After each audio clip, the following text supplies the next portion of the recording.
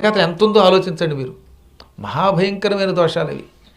ఇంకోటి చెప్పనా, యావజ్జీవితం దారిద్ర్యంతో బాధపడుతున్నటువంటి వ్యక్తికి ఒక సులభోపాయం అందులోంచి బయటపడడానికి, డబ్బులకి కటకట పడుతున్నప్పుడు ఏం చేయాలో చెప్పాడు.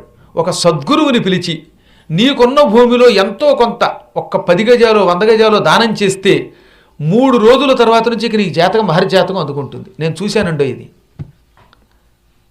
ఒక గొప్ప విషయం చెప్పాలి మీకు.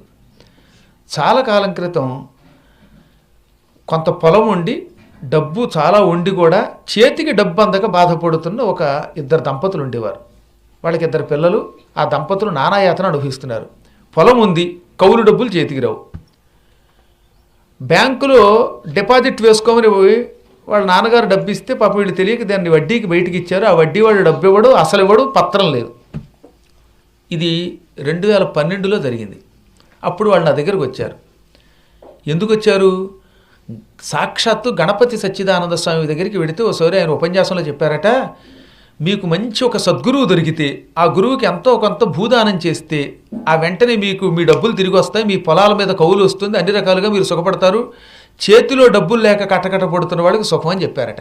వెంటనే ఆ దంపతులు నా దగ్గరికి వచ్చి, అప్పుడే మేము పీఠం కట్టడానికి ఒక భూమి కొంటున్నాం, అందులో 10 గజాలకి డబ్బు ఇస్తున్నామని 10 గజాలు నాకు దానం చేశారు. మీకు చెప్పమంటారా, ఆ దంపతులు ఇప్పుడు హైదరాబాద్లో ఉంటున్నారు.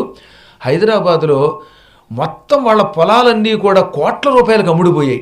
ఒకేసారి చేతికి డబ్బు వచ్చింది. పిల్లలిద్దరూ అమెరికా వెళ్ళారు. ఏం ఐశ్వర్యంతో బతుకుతున్నారు. ఎంత చేసి వాళ్ళు ఇచ్చింది 10 గజాలు. ఇది ఈ మధ్యకాలంలో 2012లో జరిగింది. నేను గుడి కడుతుంటే ఆ గుడికి సంబంధించినటువంటి ఆ స్థలంలో 10 గజాలు దానం చేసిపోతే వాళ్ళకి అంత శక్తి వచ్చింది. అందుకే